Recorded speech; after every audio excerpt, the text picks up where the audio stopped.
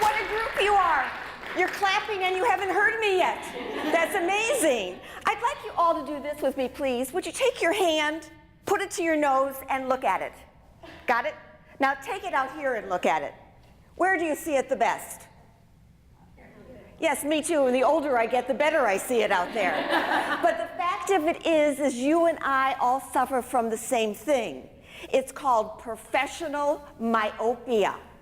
The people who we work with and the clients that we work with are in our faces. And it's very hard sometimes to get a clear vision of what's going on.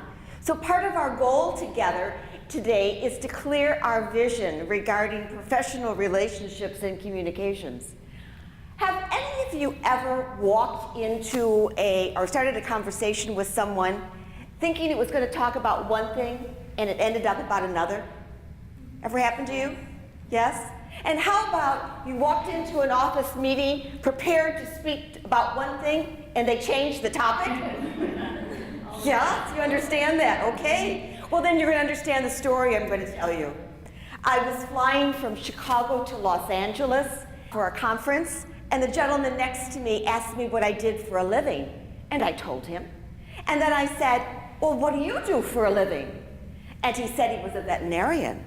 So I thought I'd be a little intelligent, and so I said to him, oh, do you have a large animal practice or a small animal practice? He looked at me with much disdain, and he said, oh no, my specialty is pigs.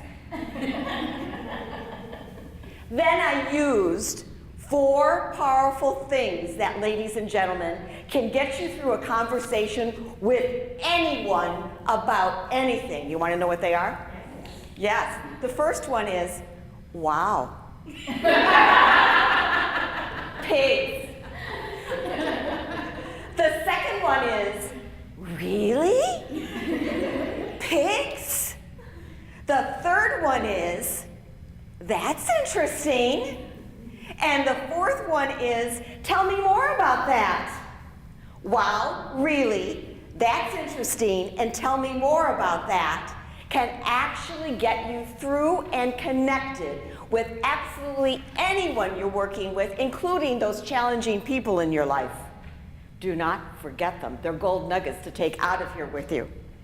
The other thing is that as I wowed really all the way to California, this man poured out his passion for his profession, and I learned a lot about pigs. But bottom line, when we got to the baggage compartment, luggage section, and I'm collecting my luggage, I heard this booming voice, and this gentleman shouted to me, knock 'em dead at conference, Char. And I thought to myself, wow, I made a connection. And it didn't take much. And this man took my email address, has emailed me encouraging comments. How did it go? Were you okay? And I even got work for him. I'm speaking at the next pig conference. No, I'm serious. This is true. So you never know what connections will do in your life and how on earth they're so simple to establish, even when people can be extraordinarily challenging. So I'd like you to think about that for just a moment with me. Because bottom line is, around this room right now, I have put 3 signs. One is fire, over there is earth, and over here is wind. So in your head right now, what I'd like you to do is I'd like you to think working in an office or just working in a place, whether you're doing it now or you've done it in the past. Which of these words would you associate with working in an office or working out there in the world? Is it like fire? Is it like wind? Or is it like earth? Ready? Okay, got it? I'd like you to think, why, and I need you to get up and go stand in front of the sign you chose. Can you do that? Go ahead. Get up and go. There's no right or wrong here.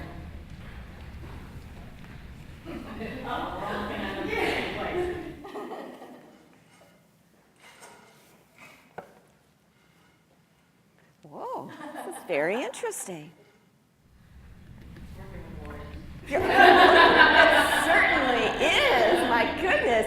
Okay, here's what I'd like you to do. There's just the two of you. So right here with your group, I'd like you to buddy up 3 and then the 4 of you. And I'd like you to share with each other, did you choose this one? Would you just share with each other, why did you choose this one? Got it. Okay, thank you.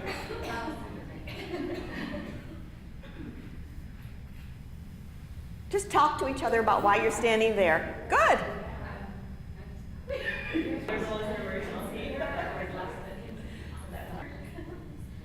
Okay, did y'all have a little chance? Did you hear something from people? All right, what I'm going to ask you to do is, this is kind of like a little tapas, a little bit of this and a little bit of that, just to give you a taste. So here's what I need. Somebody from the two of you standing in front of Wind, would you please share with us why it is in a workplace it's like the wind to the two of you? Would you share with the rest of us? One of you? Okay. What's My firm, our group has over, I would say 60 cases. So our cases come and go constantly. So we're always starting and stopping. So interesting. Very interesting. Okay. Anybody over here talk about why it's like fire? Kelly. We did. We talked about how it's in the law firm and it always seems to be hot. We're always putting out fires. And Stacy even says, it might be common that all of a sudden something bursts in the flame. And all of a sudden we got this huge project. Absolutely. Would you like to add anything else to that? Anybody else? Yeah, about the same. Yes. Now think about this, what you just did with each other. It was beautiful. Because what you did is that you showed the ultimate thing that's necessary in our business and in the business world, and that's respect. And here's how you did it. When these two women chose to stand here and give you what they did about wind, all of you over there were doing one of these classics. Right? You were focused. And when they finished, I saw every one of you do one of these. Ah, yes, it is. So you kind of not only respected them, but you also learned something from them. Correct? And how about over here? When Kelly shared, the rest of you were doing one of these. It was classic in this group. They were going one of these. Yeah, total agreement. She was absolutely brilliant. Everybody agreed thoroughly. And the two of you over here were going, oh yeah, that is like it. So why I had you do this at this point is that respect, showing respect, is the foundation of all communication. And without it, we go sideways. And yet, it really isn't that hard to do. And I often, in a meeting, a staff meeting, I love to do this because it gets people knowing that their opinions can be different and we don't always agree, but we can learn from each other and respect each other with our differences in the process. It's a great activity, just as you modeled so beautifully. Thank you so much for doing that. I appreciate it. Thank you. Good job.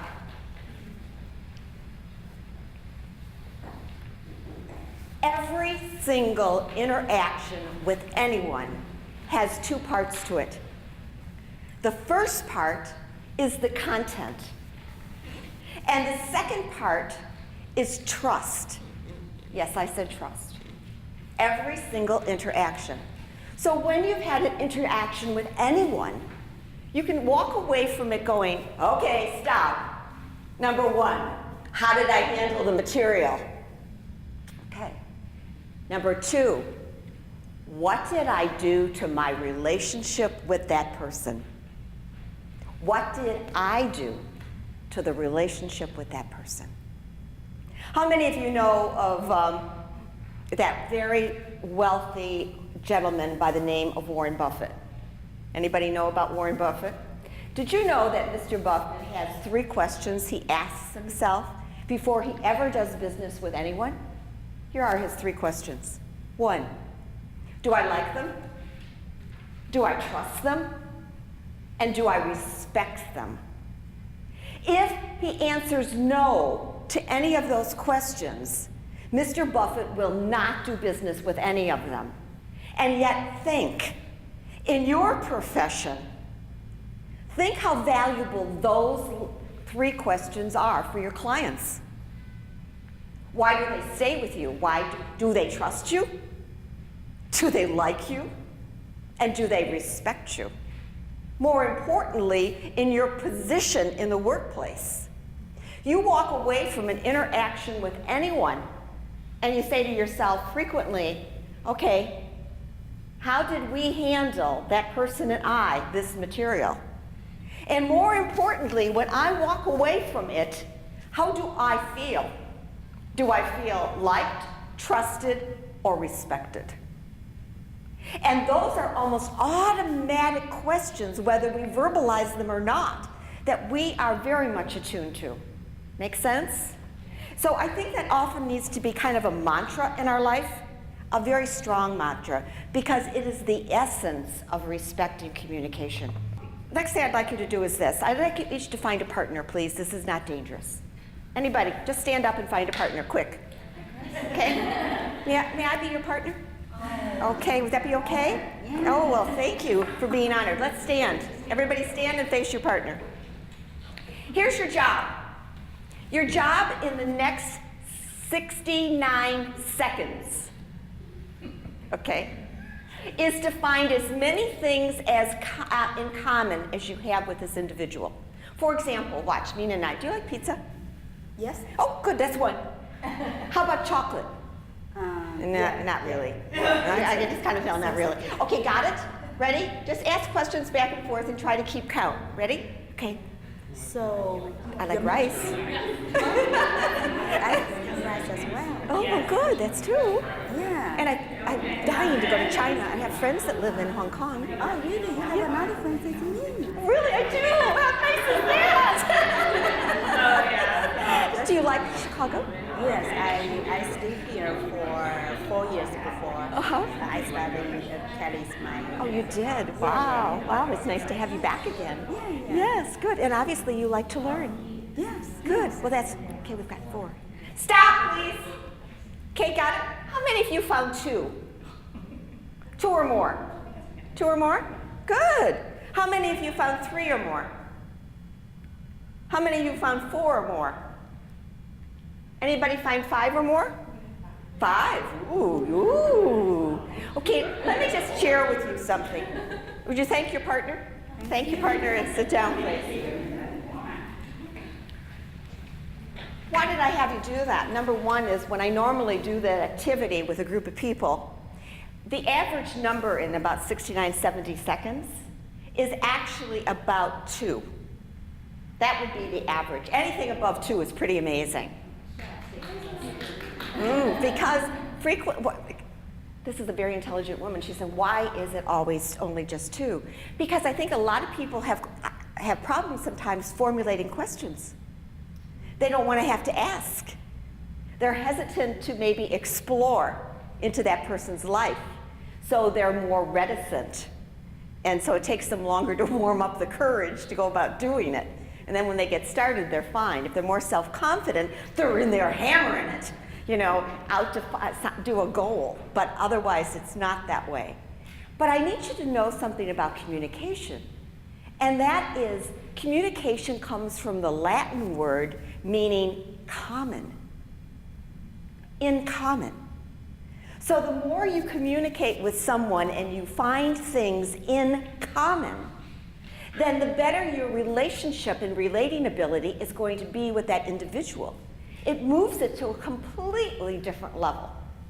And so with that in mind, I just wanted to give you a sense of a taste about that because, ladies and gentlemen, communication is not a natural ability. How many of you have looked at somebody and thought, oh, I wish I could talk like they do? See, all those hands go up. That's right. And you go, oh, it makes it look so easy. Communication is really a learned skill. And wherever you are with it, you can always move to another level. as long as you learn the skills with which to do it. And it's kind of a relief to know that it's not necessarily a natural ability.